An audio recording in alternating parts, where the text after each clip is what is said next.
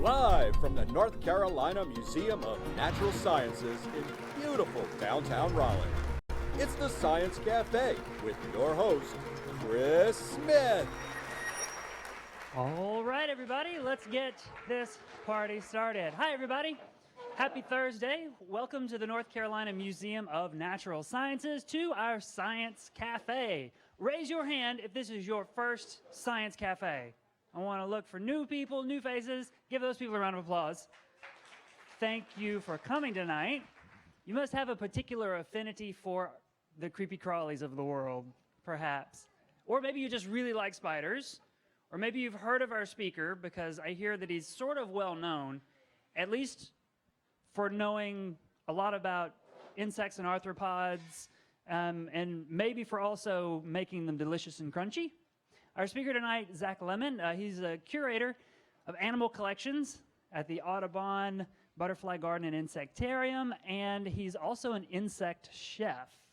So if you come to Bugfest this weekend, who's coming to Bugfest?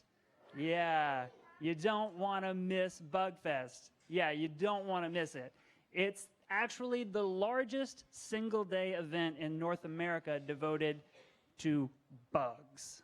And not just bugs and insects, but also lots of the, I keep saying creepy crawlies, but that's probably doing them a disservice, the really cool arthropods of the world, right?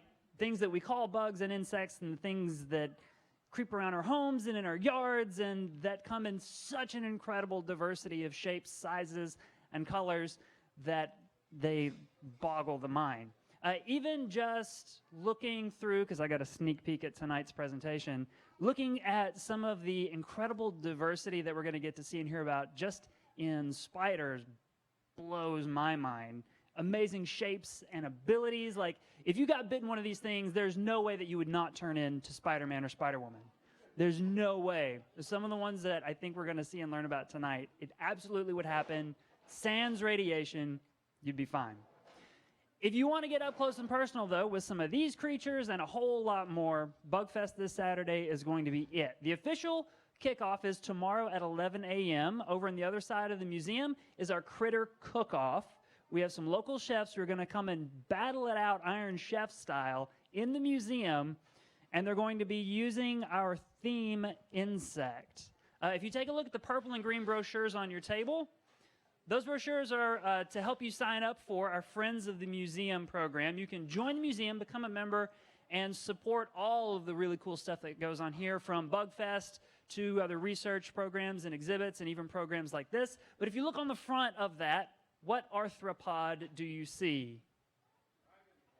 A dragonfly. At least I'm pretty sure it's a dragonfly. And that happens to also be the theme arthropod for Bugfest this year. So our chefs tomorrow are going to be cooking with dragonflies. And then come Saturday from 9 to 7, you can come check out the entire museum inside and out. It's going to be lots of great buggy fun. You can meet experts, hear incredible talks about dragonflies in the Daily Planet Theater, and meet all sorts of cool people who love bugs just as much as all of you do, I'm sure. I'm going to turn the stage over to our speaker tonight. Ladies and gentlemen, put your hands together for Zack Lemann. Thank you, Chris. All right. There's a device here that I probably will stumble through a few times. All I have to do is advance it, right? Because I don't have a laser pointer. Okay. Thank you all very much for having me.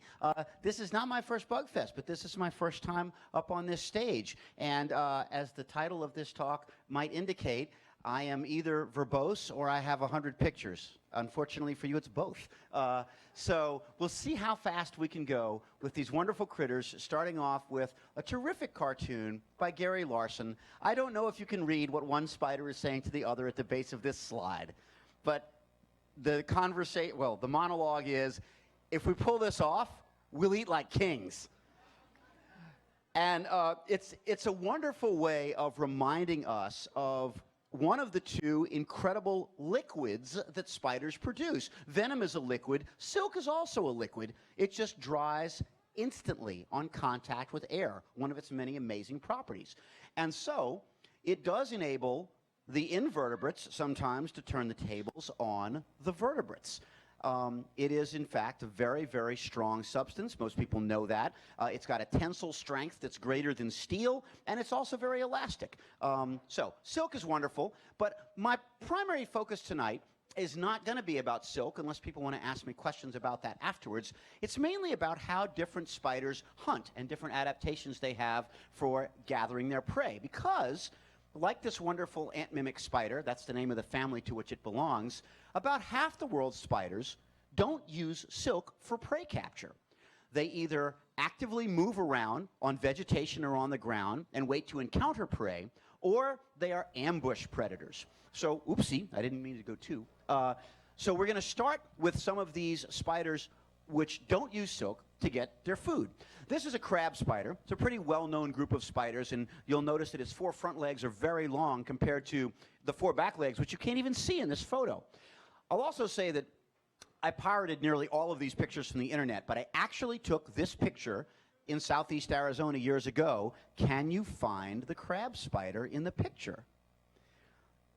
The butterfly's head is where the spider's head is also, because it went to nectar on that flower. And the only reason I saw it, let me back up and say that if you're a bug person, your search image, that which catches your eye, is things about this big that are within 10 or 20 feet of you. So I was walking along in Arizona, and I saw the death spasms of this butterfly, and I went, wait a minute, I know what's going on here. And sure enough, this crab spider was eating the butterfly, which you'll notice is a lot larger than the thing that's biting it. On a similar note, the green lynx spiders, which are beautiful and have very interesting long spine-like hairs on their legs, also, like crab spiders, prefer to rest on flowers. And insects that are coming for a drink of nectar or a little bit of pollen end up being bitten by these ambush predators, which have venom that has evolved to immobilize their prey instantly. I mean, when you think about it, if you're a crab spider and you're biting a butterfly that weighs 5 times what you do, or you're a green lynx and you're biting a bee that might be able to sting you, you better not let either of those things happen at all. So the venom has to work very quickly, and it does. Doesn't mean it's dangerous to people, but it certainly is effective on the primary things which they're adapted to eat. Hold on. Not sure where I'm supposed to point this. Up here where you all live, there is probably only a pair of large spiders that you might commonly encounter. So I want to help you distinguish between wolf spiders and fishing spiders. Wolf spiders are these large brown spiders whose legs are usually about the same length as their body, and they have the distinction of being one of only 2 families of spiders which carry their egg sac attached to their spinnerets. And they're the only family of spider in which the spiderlings hang out on the mother's back for about a week or 2 before they disperse and start living life as solitary spiders. I've had many people in my 25 years of doing bug-related stuff say, I smushed a spider and it turned into 1,000 little spiders, kind of like the Sorcerer's Apprentice. And it's not a magic trick. It's probably that they, unfortunately, stepped on a mama wolf spider. The other big brown spiders you've got in this neck of the woods are fishing spiders, and the larger ones have legs that are quite a bit longer than their bodies. They're not always found as close to water as the name fishing spider might imply, but they are able to use the surface tension of the water to skitter across and stay on top of it. The neat thing, I think, though, about fishing spiders is that when they are frightened by a predator, they can break the surface tension and dive underwater. And when they do that, the hairs on their body collect bubbles of air. So this silvery appearance that that spider has is a result of air around its body. And certainly a terrestrial predator like a bird or a lizard is not going to hang out for 20 or 30 minutes waiting for the spider to come back up. And the air supply they have will last that long. So it's a pretty neat way of getting away from predators. Fishing spiders will carry an egg sac in their fangs for about a week, and then they will make a nursery by weaving together a leaf or 2 or 3 big leaves. They'll put the egg sac in that little silken nursery and guard it until the spiderlings emerge. And then this brown spider is one that's down in the Gulf Coast where I live. I'm born and raised in New Orleans. I still live there. And this particular huntsman spider carries its egg sac in its fangs until the eggs hatch. But the huntsman spiders are a large family of about 1,000 species worldwide. And the one that I wanted to focus on, of course I can talk more about them during Q&A, is this large white one that lives in the Namib Desert.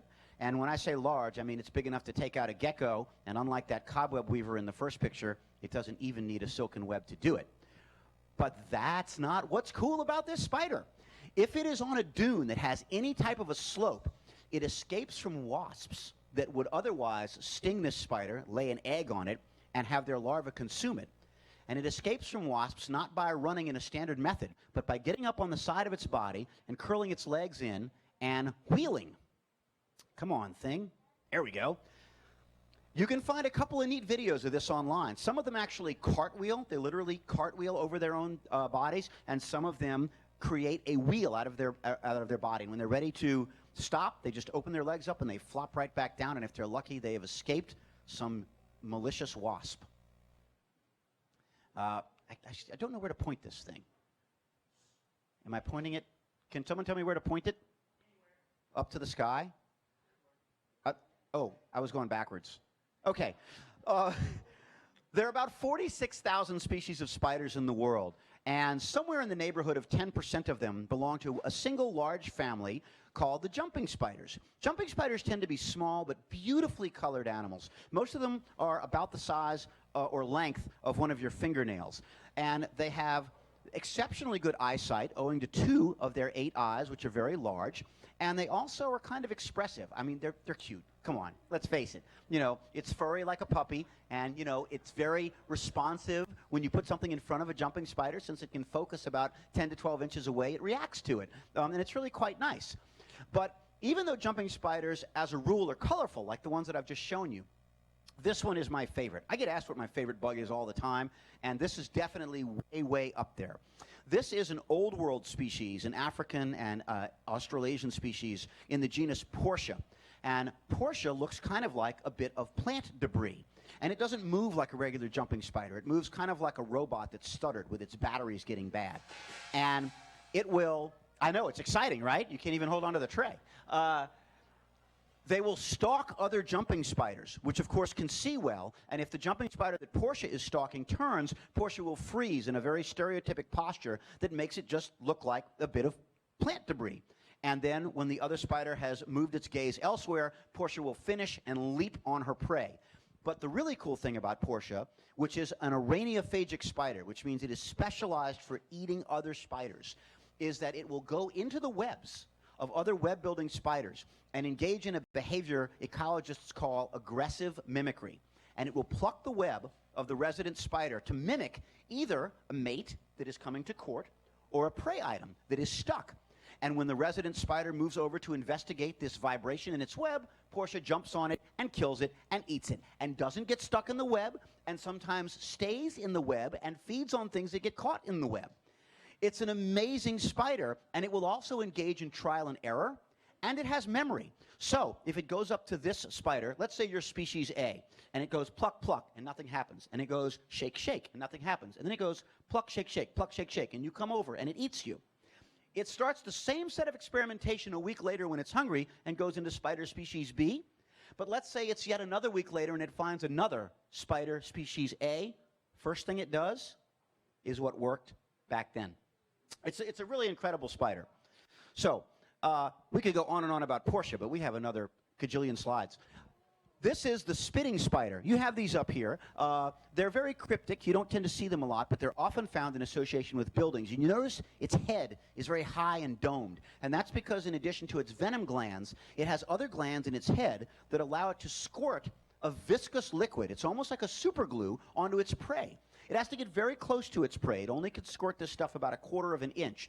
But it is able to move a portion of its fangs in a swiveling motion so that it broadcasts this fluid. So these are just a couple of pictures from, I think, a Rutgers University researcher to show what's going on.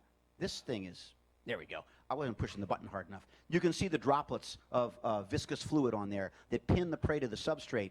So specialized are spitting spiders at doing this that sometimes they can even catch a jumping spider. How about that? So there's one just envenomating the jumping spider by the leg. Recluses, of course, get a lot of press. In my line of work, where I'm at a public museum and we show off spiders all the time, it seems like everybody and their brother knows someone personally who was bitten by a recluse. So if I tell you nothing else of importance today, which might also relax you in your day-to-day life, spider bites are very rare. These animals are not ectoparasites of humans. They don't want anything to do with you in the manner that a blood-feeding animal like a flea or a tick is interested in.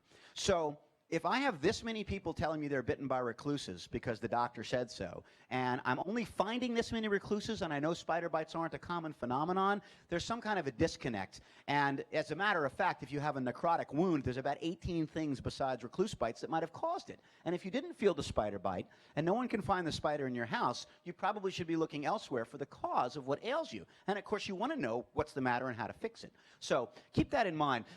Recluses are generally called fiddlebacks or violin spiders, but you'll notice that the fiddle-shaped mark is on the top of the head. It's not on the back or on the abdomen. And if you happen to have a dead spider and you're wondering if it's a recluse and you don't want to call up the good people at this museum who probably have someone who can identify it, magnify your spider. The arrangement of the eyes in most spiders will get you down to the level of what family they belong to. And recluses are one of the few spiders you have around here that have 6 eyes instead of 8, arranged in 3 dyads, which means a pair of eyes. And you can see up here, there's 2 in the middle and then 2 on each side, even though in this photograph, it may be a little tricky to tell that that's 6 eyes. I'm not liking this remote. Can anyone see the spider web in this photograph? It's not easy to see. You see a tree, right? You see some green moss on the tree? And on the right side, you see sort of a brown tube that doesn't have a lot of greenery on it. That's the web. And it's covered with a little debris by the amazing purseweb spider, which goes about a foot down in the soil. But when something walks on that silken tube, which isn't sticky at all, the vibration goes all the way down to the spider, which has silk down in the ground, and it runs up. And as you can see from this side shot, sorry, I'm grumbling at my machine. It looks like the spider has pretty big fangs from the top, and from the side you can see they're extremely long. And the spider literally stays on its side of the silk, figures out where the prey animal is on the other side, can't see it, and it takes those big fangs and it impales its prey through the silk, and it kills it. It's really kind of weird. I've done this before, so I hope this works. So I'm a cricket, and I'm on the web, and all you see as an observer is this, because the spider has bitten and pulled on it, and it's quite interesting to watch. These are spiders that are found around here, and they're very long-lived, and they're sedentary. So when you find a place in the woods where you notice these interesting, well-camouflaged silken tubes on trees, those spiders will be there for years and years. All right, let me see if I can advance a slide in the manner that I want. Phooey. I'm trying to back it up. For the crevice weaver. Come on, crevice weaver. Okay, I think the battery's getting old in this. I don't know. This is a spider that you will find typically in association with human habitation, and it's a more primitive spider. And even though it's not closely related to tarantulas and trapdoor spiders and purseweb spiders, which are known to live for 12 years or more, the crevice weaver will live for up to 11 years. And back when I was in grad school, I almost wrote a thesis about this animal, for which I have a lot of really neat information. So it's a spider that's near and dear to my heart. The male of this spider looks a little similar to a recluse, and every once in a while, that might confuse you. They even have a dark line on their head. They're very good at catching virtually anything that hits their web, which, by the way, is made of a specialized type of silk. And the next 2 spiders that I show you all use this type of silk. So this one, oh goodness, did I turn it off by accident? Can you help me turn it back on? The next spider that I'm going to show you is very well camouflaged. It's pressed up against a rock. Oh, that was fast. Thanks. Can you guys see the spider here? It's resting upside down, and it looks just like the lichen. It's got very, very flat legs, and they're only found in 3 or 4 very, very restricted parts of the world, including the southern Appalachians. And if you guys ever get out to Asheville or west of there, you'll find these. They're called lampshade spiders, and you'll see them on rocks that are sloped at a certain bit of an angle, about the way my arm is doing right here, and the web spreads out like a lampshade, and they're pressed way up against the rock. They're beautiful spiders. And then the last of these crabellate spiders, these all belong to different families. Oh, it's not the last. The next to last is the feather-legged spider, a very aptly named tiny little beast, which is one of only 2 spider families in the world that lack venom glands entirely. So they simply wrap up their prey in silk and subdue it by biting it until it isn't alive anymore. These feather-legged spiders, interestingly, make an orb web, but they are not closely related to the common orb-weaving spiders, of which we'll see several pictures in a few minutes. So that's the little feather-legged spider, and as adults, they're quite small. And then this is the last of the cribellate spiders that I want to show you. This is the aptly named ogre-faced spider, but they also go by another equally appropriate name, which is net-casting spider. So this spider doesn't weave much of a web to hold on to, just a few strands of silk, and then it makes this specialized silk, like the feather-legged spider and the lampshade spider and the crevice weaver. It's called cribellate silk. And cribellate silk, without getting into too much detail, is able to capture prey not because it has very small sticky droplets on it. That's the normal prey capture means of spiders that use webs. It's actually hackled silk, and they're very fine loops, and it's like Velcro. And it's actually electrostatic forces that capture the prey. So what this spider does is it makes this little square bit of silk that it holds in its front four legs, and it hangs upside down over the ground. And when it sees, because it can see fairly well, a bug walk by, it takes the net and sort of throws it and picks it up, and it captures the insect like that. It's fascinating.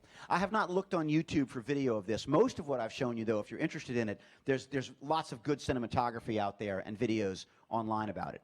I hope there's some net casting footage out there, net casting spider footage. Okay. So now getting back to the more traditional spiders, the ones that we might be familiar with. Have you all seen this spider before?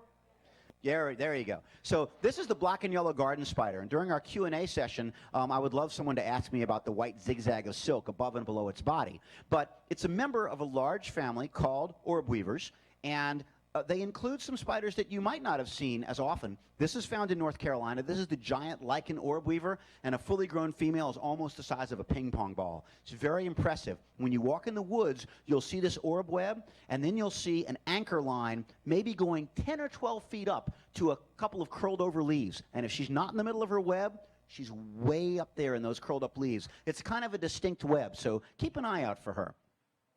A lot of the orb weavers are nocturnal, and you don't see them at all during the daytime. And then they make a web at night, rest in the middle of it, and moths and beetles are their primary prey because those are the things flying at night. But this is a real common one in the southern United States. It's called a spiny-backed orb weaver. You could call it a smiley-faced orb weaver, too, if you look at how those dots are arranged. It's kind of nice. And a close relative, which I like a lot, and which I do think ranges up here, is the arrow-shaped microthena. Come on, arrow-shaped microthena. Okay, there we go. I don't know where to point this thing. Anyway, that's a really beautiful orb weaver. And then the last orb weaver I want to show you guys tonight is the bolus spider. And not unlike that net casting spider where there really isn't much silk associated with the web, this animal hangs on just a couple of strands of silk, and then it makes this special strand, which has a very notable sticky globule on the end. The spider itself produces pheromones that attract moths. And the moths fly near the spider, thinking that there's a mate in the area, and that spider starts to move its leg like this. And that sticky globule on that bit of silk starts to swing around like a bolus, which is a South American hunting tool you may have heard of or seen. And eventually it goes whap, and it hits the moth and reels it in and eats it. So there's a lot of bad news for bugs if you're being hunted by a spider. I know I'm telling horror stories if you're an insect tonight, but if you're a spider fan, it's a great bunch of stories, right? Okay, it definitely wants to be pointed that way. I figured this thing out, Chris. No, this way. I don't know. In the tropics around the world, there is a very large orb-weaving spider. It's in a different family than the ones we just looked at, in the genus Nephila. This is the one we have down in the southern United States. And usually every year in the fall, I have colleagues in other parts of the world who want me to send them a bunch of these for some spider exhibit they're doing around Halloween time. So last week I collected about 50 of these. 2 weeks ago I collected about 25 of them. And this is all within about 30 minutes of my house. So if you want to see big, cool orb weavers, come to New Orleans in the summer and the fall. It's a massive spider. If you've ever seen the large green June beetle, here is Nephila feeding on a big green June beetle. So it's a sizable spider. And you'll notice that there's a little silvery spider really, really close to this big female. The male of this species is not much bigger than that silver spider, but that silver spider is something different. It belongs to the cobweb weaver family, and it is what we call a kleptoparasite. And if you break that word down, it's pretty obvious what they do. They hang out in the web of the larger spider. And if a tiny thing like a mosquito that Nephilim wouldn't be interested in, this is called a golden silk spider, this big Nephilim, by the way. I didn't give you its common name. If the golden silk spider's got something in its web too small to bother with, these little kleptoparasites will eat it. But when they capture something large, like a cicada or a grasshopper or a dragonfly or a beetle, these little kleptoparasites will sort of sneak from the other direction and start feeding on the big thing that Nephilim wants to eat herself. Here's a close-up of that spider. We call them dewdrop spiders because of the silvery coloration on them, which is actually stored guanine crystals. If you're wondering how silvery spiders get their color, it's guanine crystals. Let's see. What's next? I can't remember what's next. Nope, I went backwards. Hold on. Thank you for your patience. Okay. Long-jawed orb weavers. You can't really tell that this is a long-jawed spider, but this is how they rest when they're not in their webs. They make orb webs that are horizontal, usually very close to the water. So if you guys go canoeing or you're hanging out on the lake, look for long-jawed orb weavers. And if you get close to them, you'll see why they're called long-jawed orb weavers. They have very long fangs, and they're very spread out. And you'll notice that they have toothed margins. You see all those edges on there? That is for their very unromantic manner of mating. Mating, mating. There we go. So, because of the structure of their fangs, the male is able to grasp the female, fangs to fangs, and hold on to her. She's bigger than he is, so she's the one that's upside down, and he can mate, and then he can run for dear life, which is a very common thing to do if you're a male spider. The females are bigger, and these are predatory animals. And so while black widows are famous for eating their mates, really, if a female spider is more hungry than she is amorous, the male has to watch his step. I know, it's crazy, right? You're like, what, she eat what? Right? So I'm making the staff drop their trays. It's so exciting. Hold on. So we got to see this picture before I started talking. This is another type of long-jawed orb weaver called an orchard spider. You have a lot of these in North Carolina, and it's a beautiful spider. Again, you can see that silvery color, and so now you know that's because of the... You guys are good. Nice, nice. There's not a quiz afterwards. That was all there was. And what happens where I live is that people see these in their yards in somewhat shaded environments, and the green and the orange kind of look a little bit muted.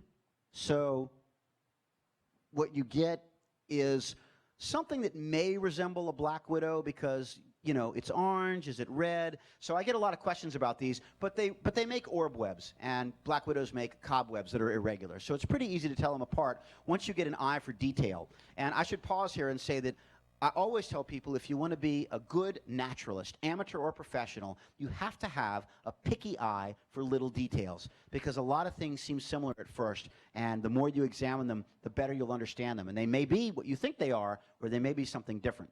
That happens a lot with bugs.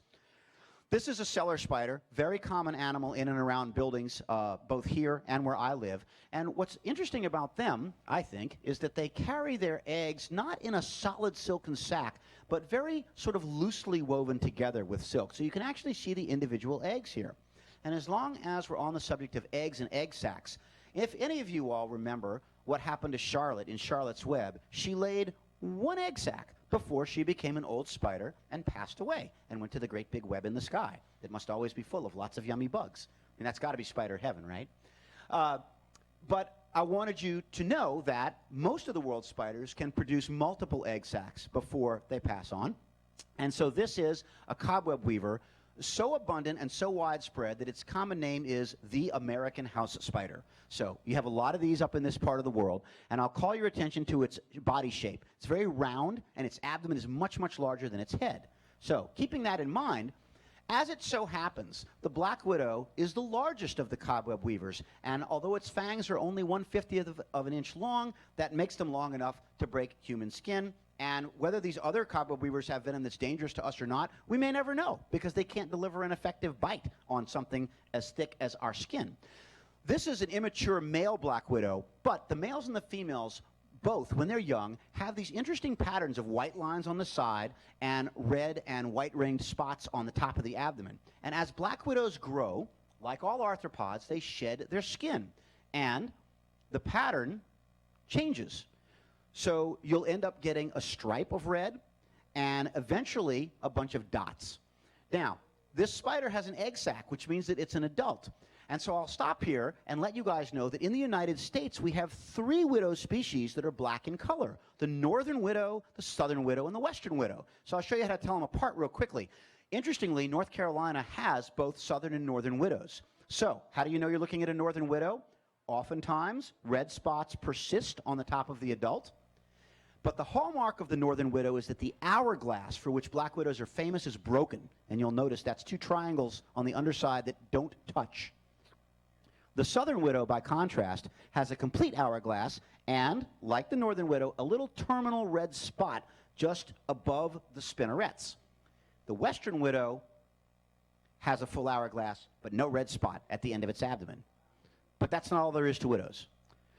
The males can often have striking patterns and colors that are completely different than the female as adults. They usually do. And I can tell that this is a male also because his pedipalps, which are little leg-like structures at the front, are enlarged. And enlarged pedipalps are always, in any spider in the world, a sign of a mature male spider. The female's palps don't look like that.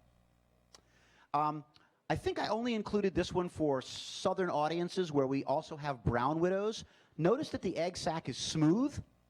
The brown widow, which is an introduced African species, can be pale like this, or it can be fairly dark, darker than this one. And its hourglass is more orange in color. But the diagnostic feature, which is kind of cool, is their egg sacs are spiky. So that's how to tell brown widows from black widows if all you're looking at is the egg sac. And finally, I hope all of you get a chance to travel to Florida, where a very small area of the state is home to the red widow, a very uncommon and really beautiful spider. So while widows may have venoms that are dangerous to people, they, like all spiders, have great charm. So I'm going to end with 6 or 7 slides here of spiders from other parts of the world, just to show you how beautiful they can be. This is an Indian ornamental tarantula. This is related to the spiny-backed orb weaver I showed you guys a little earlier. That one, I think, is from Malaysia. That is another huntsman spider, beautiful spider. That's a wolf spider from Australia. I really like the markings on that one. That's a bird-dropping mimic. It's pretty impressive, wouldn't you say? And it's resting right on what it's supposed to be resting on. Who would think it's a spider? No hungry bird's going to eat that in a million years. This is a fascinating little orb weaver. If you look at video of this one online, you can actually see blood moving through its body because its exoskeleton is very thin in certain places. And this is a fairly well-known spider. I saw you clap. You've seen it, huh? Yeah. So this is the peacock jumping spider. Several species of these have been studied quite extensively in the last 10 years or so in Australia. Really tiny spider. And the female is not colorful, but the male has this beautiful coloration, and his whole abdomen is covered by a flap of skin that he can raise. And since it's a jumping spider, that means they see well, you remember from earlier in our show. And so the male raises this thing, straightens his legs, and he does all kinds of crazy, cute, bizarre dances that I'm not going to try to imitate up here on stage, even though it would probably crack you up. But go online, and you'll see all sorts of wonderful peacock jumping spider behavior, some of which has little parodies and speech bubbles with them not mating but doing other silly things. But they're great spiders. And you know, the world has a lot of spiders left to discover. An amateur arachnologist was in a cave in Oregon about 6 or 7 years ago and discovered an entirely new family of spiders, completely undescribed and unknown. And they think that this thing hangs out on cave walls and uses those exceptionally long claws on the ends of its legs to snatch prey out of midair. We know very little about this spider. No one's been able to keep it alive in captivity. And then, to sort of wrap up here, I want to show you the spiders that mimic ants, because that's pretty cool, because that's not a spider. I mean, that's not an ant. That's a spider. You can count the 8 legs, but you'll notice its front 2 legs are kind of placed up front like antennae. Sometimes spiders that imitate ants do this because they look like ants that can sting quite powerfully or that have defensive chemicals. Ants, as we all know, walk around like they own the joint. And that's because, broadly speaking, you can divide the world of insect-eating animals into things that will eat ants and things that won't eat ants, and most of them are in the second of those 2 camps. So if you're a spider that looks like an ant, you might just get left alone. However, some spiders are shaped like and even smell like the ants that they feed on. That's the spider on your left, and the ant it's eating is on the right. The spider happens to be missing a leg, so it looks like it's only got 6 legs, though. But that's the spider on the left. And in this particular picture here, The spider is on the top of the twig, and the weaver ant that it's eating in Australia is underneath it on the twig. Pretty cool stuff. So, think about spiders and smile. That's the Hawaiian happy-faced spider. Check them out online, too. Thanks. Thank you. All right, I'm ready for Bug Fest. So this is your part of the night. If you have questions, and I'm sure that you do after all of this, raise your hand. I have a microphone. Katie has a microphone. We'll bring the mics around. Zach, you can look for us. Uh-huh. This This larva has a question right here. But yeah, I think I'm going to start right here on the front row. Mm-hmm. What's your question about the spider? I don't know. That's my favorite spider right there. That's your favorite spider? That's a hard spider not to like. You know what? When you're driving around with whatever grown-ups drive you around, that spider is on the side of a U-Haul truck all over the country. They have little Hawaiian happy face spiders on the side of U-Haul trucks now. So keep your eye out for one, okay? Or go to Hawaii and find one. That would be fun. Yes. We got one here. Yes, sir. What's the word cob referred to in cobweb? I don't know. You'll hear me say that a lot tonight if you ask enough questions. I don't know. It's just the term we use for irregular webs that don't have any kind of particular symmetry or pattern. So, yeah, I don't know. I'm going to cheat. I'm going to ask the question that you wanted us to ask earlier. Yeah. What is the white Right, zigzag okay. thing? So the zigzag that you see in black and yellow garden spider webs was termed by early arachnologists the stabilimentum, and they thought it stabilized, reinforced, strengthened the web so that when very heavy flying insects hit it, the web would have more strength and not break. Since then, there are these other hypotheses that are not mutually exclusive that have emerged to explain it. One is, because it's white, it reflects light, and if the sun is over here and the stabilimentum is where my arm is, the spider's on the other side, and as the sun moves, the spider moves. So it may just be cooling the animal.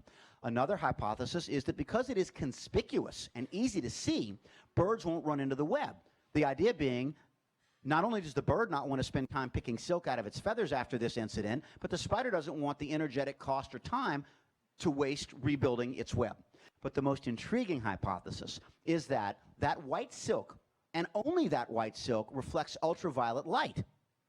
Insects can see ultraviolet light, and both flowers and the sky reflect ultraviolet light. So the idea is that rather than the web being a passive sieve waiting for aerial plankton to bump into it, it's an elaborate visual trap. An insect looking for a flower sees that pattern in the web and hits it. An insect looking for the sky as a navigational aid after feeding goes up and hits the web. And there's been some really nice experimentation done to support that hypothesis.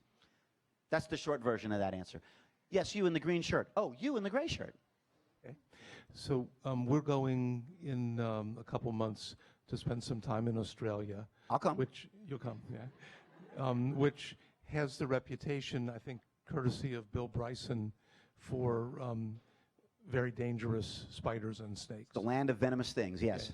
Yeah. And so I'm wondering first if that's true, that it's a particularly venomous place for spiders, and if the answer is yes, why would that be? I don't think, well, first of all, let's keep in mind that less than 1% of the world's spiders have venoms that are medically significant to people. I don't think anything I've read would lead me to believe that Australia has a preponderance of those species. What it does have is the redback spider, which is in the same genus as the black widow. And like all widow spiders, they would prefer not to be anywhere near people. So I wouldn't give a care to being around them. It's really not a big deal. But the Sydney funnel-web spider gets a lot of press. And the reason is that it's one of those tarantula relatives that lives a long time. And when the males reach sexual maturity, they go wandering in search of a female. Normally, this thing is in a burrow, and it doesn't leave that burrow for years and years. The problem is that they're found in and around urban areas, like Sydney. So the chances of bumping into one of these males is perhaps a little greater than bumping into another type of spider of any sort. So in and around Sydney, people worry because you might be walking barefoot in your yard, you get too close to this spider, and they'll be quick to strike if a giant foot comes at them. Don't walk around barefoot. Have fun. Yeah. We have a lovely black and yellow garden orb weaver outside our back door, and there are 2 egg sacs right near there. So I was a little surprised to see the second one. I'm also wondering if we're going to have all of a sudden 10,000 spiders at our back door. You won't, because what happens typically, especially in this part of the world where your climate is temperate, is you get 1 generation a year of that particular spider. She's probably not going to lay a 3rd egg sac. She'll die soon, and the egg sac will overwinter. And at some point during spring around here, I would be only guessing, probably late April, the spiderlings will emerge. But what they do, which most spiderlings do, is after a week or so, they find some extended part of the web or some other structure where they can place their abdomen up in the sky, let some silk out, and let go of whatever they were holding on to. And they're so lightweight that the slightest bit of wind catches that silk. This process is known as ballooning, and it enables spiders to disperse. When you think about it, they kind of have to do that. Because if I'm a predator and I want to set up shop and there's just one little perfect spot for my web and 80 of my brothers and sisters are doing the same thing in the same place, it's not going to work out. So you may see them, if you're looking at those egg sacs, at just the right week or so, I'm going to guess, in sometime in April, and then off they'll go. If you're lucky, you'll still have a couple, though, and you'll get to see it again next year. And by the way, if you've not thrown a bug in that web and watched her wrap it up, it's amazing. Most spiders, when they swath their prey in silk, a very thin bit of silk comes out, and you sort of slowly see the silk get around the prey item. These black and yellow garden spiders, they put out a sheet of silk. They mummify their prey in a matter of 5 or 10 seconds. It's really neat to watch. No, it has to be alive. Yeah, most web-building spiders don't see well, and they rely on vibratory cues. And in fact, sometimes you'll throw a bug in a web, and the bug won't move, and the spider makes an initial motion, and then the bug stays still and the spider stays still. And it's this waiting game if you're trying to observe it, because the prey item has to move. Yes, ma'am? Just out of curiosity, you didn't show a picture of this, but in the tarantula family, the Therodophilus blondie, native to South America, what's the typical lifespan? I know they can be the size of a 9-inch dinner plate. Yeah. Roughly. Yeah, so what I know about tarantulas, and I only had one tarantula picture in this whole thing because they get all the play, and there's all these other cool spiders, right?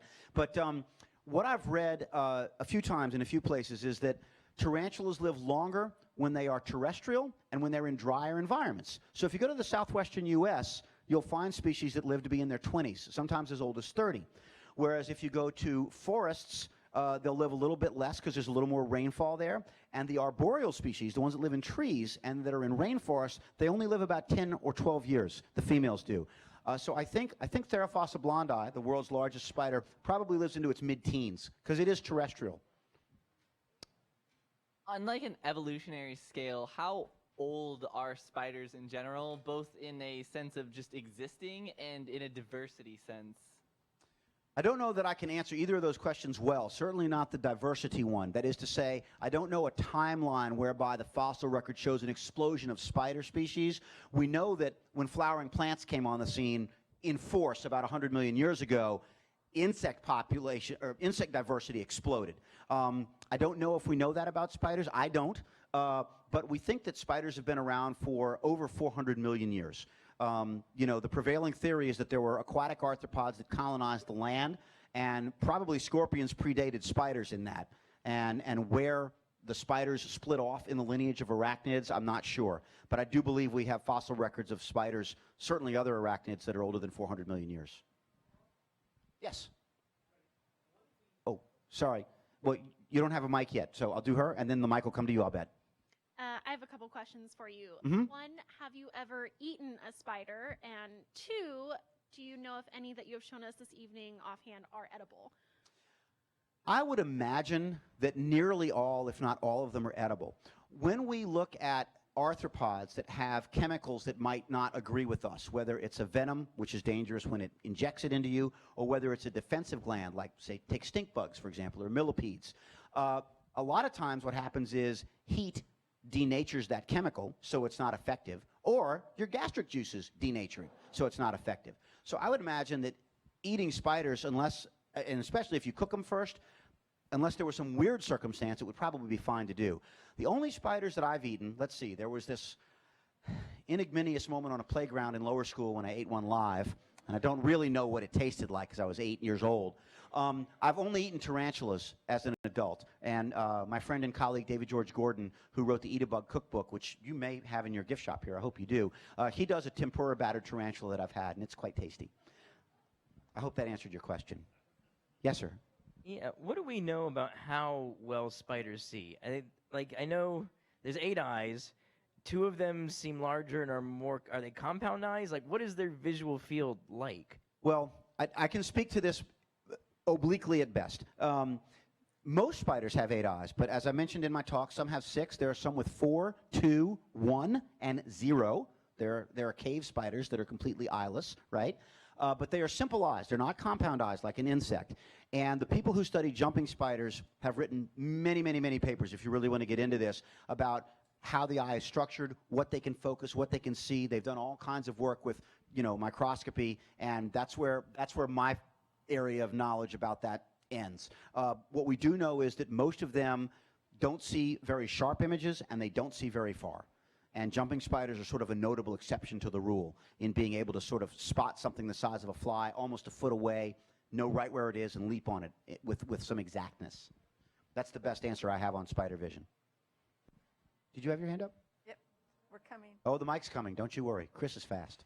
So if they can't see very well, why are they so beautiful? Like if these were birds of paradise, everybody would be raving about them. They're so gorgeous, and yet what would that color be for?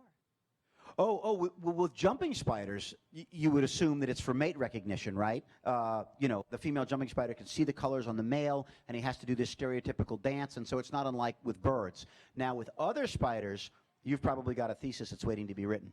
I stole that line from a guy named Brett Radcliffe, who curates the scarab collection for the Smithsonian. And I asked him this question once. You're referring to all the spiders that don't see well, that are colorful, right? And, a lot of times when an arthropod is colorful, it's warning a predator, stay away because my bite is problematic or I can sting you, or stay away because they taste bad.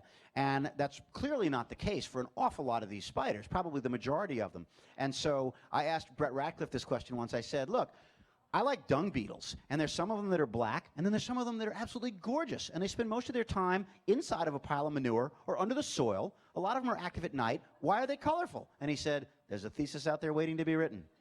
So that's the answer I give you on that one. Yes, sir. This woman here was referring to Theraphosa blondi, the Goliath bird eater, which is a Brazilian species. And I think the second and third largest spiders, which are in different genera, are also neotropical. Head about the size of this microphone head. Abdomen perhaps a little larger on a female, and with the leg span, they can cover about 9 inches, like a dinner plate, as you said. Yes, sir. How often do spiders rebuild their webs? Do they leave them up until they're decrepit to where they don't work anymore? That's a great question because it varies a lot from spider to spider. You remember the crevice weaver that I showed you that I said I was studying for my thesis? They are long-lived and sedentary, and they will simply add silk and make it bigger, and add silk and make it bigger, and there's very little tear down that gets done. The golden silk spider that I showed you does spot repair. So if the web is this big and a grasshopper hits it, let's say, which way are you facing? 3 o'clock. This is 3 o'clock if this is a clock? Right. If it's going to pull that animal out, go to the hub of the web and eat it, and there's going to be a hole. And in the morning, all it does is repair that one hole, and it's seamless. The whole web looks like it got redone, but it just fixes that hole. There are a lot of spiders, especially the orb weavers, that take down their web. They either tear it down or they consume it every day before the sun rises. And so you'll sometimes, in the summer, when your spiders are active here, you'll go out at night and you'll see a web and you'll say, well, that wasn't there at 4 o'clock this afternoon. And you'll wake up at 9 in the morning, if you get to sleep in, and you'll go, the web's not there. And the spider is nearby, hiding and waiting for the next evening when it can rebuild its web. So that varies a lot from spider to spider. When you have like barn spiders and other ones that form those tiny little holes and they're way deep within it, number one, how do those feed? And number two, are those burrows reused, or are those spiders that I've seen since I was a child the same ones that are living in the same holes? I don't know of any studies that are done about an abandoned web being occupied by a new spider, which is a great question because it may happen. I just don't know. Since most spiders only live for a year or a little more than a year, my guess is that most of the old webs are empty, right? The spiders you're talking about, if they're in the soil versus in structure, they're up in the boxes and in the, in the wood, right? So most of the time, there are lines that radiate out from the mouth or the hole that you see. And it's either a trip line, and when a bug touches it, it doesn't get stuck, but the spider feels it, and it rushes out and grabs the prey and runs back in, and it spends as little time outside of that crevice and that retreat as it can. Or it's a capture thread. And even though it may not look like much, it's enough to get an insect stuck there. And in either case, most spiders that live in a retreat, they try to dart out and dart back most of the time. Yes? So you mentioned that spiders consume their webs. Some do. Some do. I was wondering how they would actually do that, because I pictured their mouth parts as primarily just the fangs. Right. Okay. This is, I can answer it part way, but not all the way. You've asked a great question, and I know the people who study this know the answer, so it's out there, right? So the fangs are used for envenomating the prey. But let me tell you a little bit about how spiders eat. They have to digest externally. And the head of the stomach of a spider is actually in its head. It has more digestive organs in its abdomen, but the stomach is in the head. The spider has a mouth. It's a little hole, and there's a little lower lip that can do this, and there's a couple of accessory parts that kind of shovel food in from the side. But venom doesn't digest much. It mainly immobilizes and kills prey. Spiders then do one of two things. They either make a small hole in the prey item with their fangs, put their mouth over it, and the digestive juice from the stomach is regurgitated into that hole. It homogenizes the prey. The spider drinks everything out like a shake, and when it's done, you can tell a spider is eaten this way because the husk of the insect still looks like whatever bug it was. You can identify it. Other spiders, like wolf spiders and tarantulas, for example, and sometimes jumping spiders, they tear the prey with their fangs, but they still regurgitate the stomach fluid on it. But when they're done, everything has kind of shrunken down to this unrecognizable little small piece of exoskeletal tissue. The point is, it's all liquid that they consume, but the silk is a solid, and I don't know how they eat it. But it goes in their mouth. That I know. Not in their fangs. So I do have one. Oh, yes, you in the green shirt. Yes, me in the green shirt, the host. So I'm thinking about spiders in my home, and I try to be very nice to them. Sometimes it doesn't work out as well as I always want it to. But, I see them in the corners. I'm like, all right, that's fine. You hang out in the corner. You stay there. Help me out with the fruit flies and then things that get in the home. They're great for pest control. So they're great. I love them. And then sometimes they're closer than I like, and I'll take them outside. But I've heard recently that not all spiders that I take outside want to go outside. Like they don't actually like it out there as much as they like it inside my home. Yeah. So I would suggest that if you're not comfortable with a spider indoors, you should go ahead and put it outdoors. And what happens to the spider happens to the spider. In terms of what they like, what's really interesting is, and this isn't, so that's my opinion and my advice to you. To get off on a related tangent, though, and I'll teach you guys a couple of fun words here, there are a lot of spiders that are domiciliary or peridomestic, which means found in the home or around the home. And another similar word is synanthropic, which means with humans. These are spiders which do well in the things we build, whether it's a barn or an outbuilding of some other sort like a boat shed or a house. And so these synanthropic species, without question, probably have had an increase in their population since European colonization and urbanization of this country and every other country, right, where buildings are now more prevalent. So I'll tell you the funny story about this. That spider that I was doing my thesis on, the crevice weaver, in New Orleans, where I live, actually in Louisiana, I've never found one on anything natural. Not on a log, not on a tree, not on a rock. They're always in a building. They're not an introduced species. They're native. So my great mystery that I'll never know is, what was their baseline population before we started having structures everywhere? It had to have been low, unless every single one of them has decided, yeah, the log was nice, but I love this barn. I mean, it's kind of cool. Yes? It's me again. So why 8 legs? Is there something particularly adaptive about 8 legs? I don't have an answer to that because we could ask why 6 or we could ask why 100 or why 700 depending on what, multi-legged critter we're talking about. I mean, you could even ask why 4 instead of 2 for, different mammals, right? I don't know. What I do know is that there's a certain number of legs which, after they're lost, spiders just can't do what they need to do to survive. I mean, 7-legged spiders are quite common. They do fine. But once it's down to about 5, most spiders, whether they're web builders or not, don't make it, either because they get caught or they can't eat enough. So you haven't said very much about whether many of these spiders are endangered. Is habitat destruction or climate change or any of the other things that are happening threatening lots of these spiders? Well, it's an understudied group, for something that's 4.5 times as diverse as the world's bird population. We sure don't know a lot about a lot of these populations. In the U.S., I believe the threatened and endangered species that are federally listed are all cave-dwelling species, because our cave ecosystems are very delicate and very finite. I don't know what the current notions are about global warming and spider populations. So that's the best I can tell you. There are certain spiders that are rare, but we don't know whether they've always been rare or they're rare as a result of habitat alteration.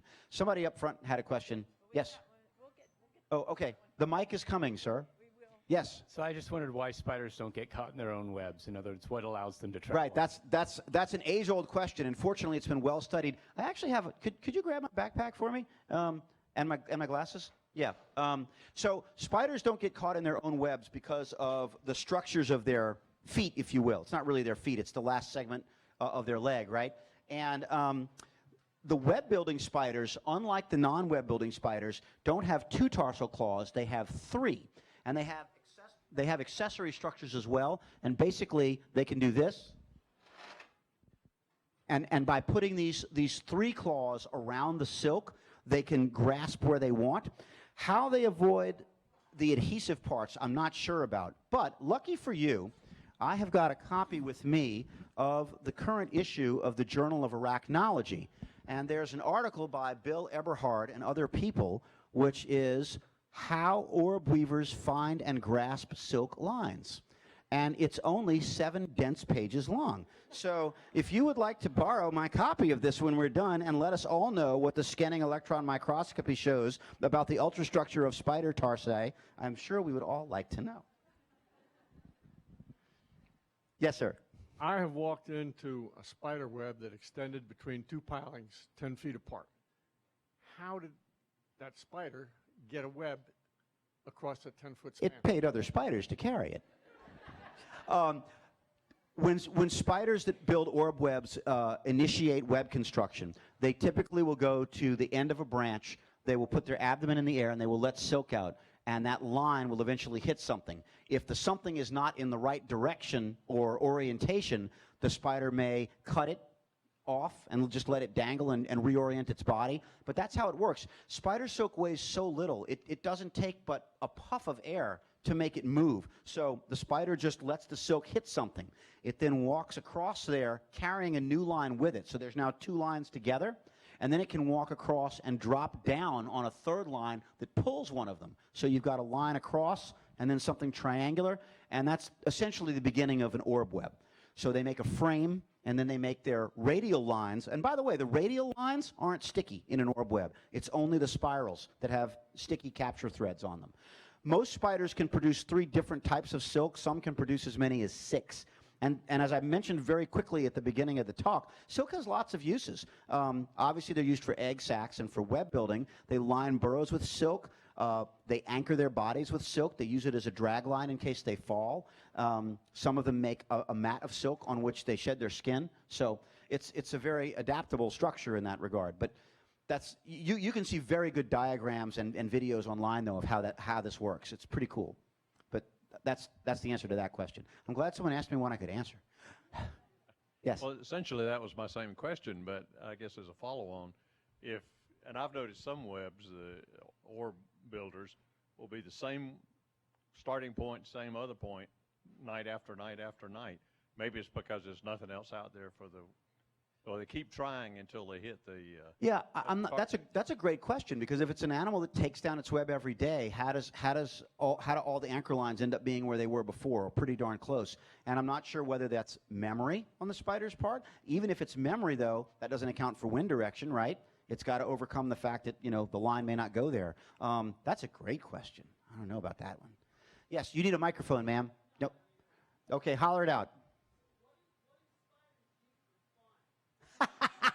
Okay, say the question. There are people watching online who can't hear that. For you onliners, where am I looking? Where do I look? They're watching you. Don't worry about it. If you're on the webcam and the inner googly tweetgrams, she said, thanks. What do spiders do for fun?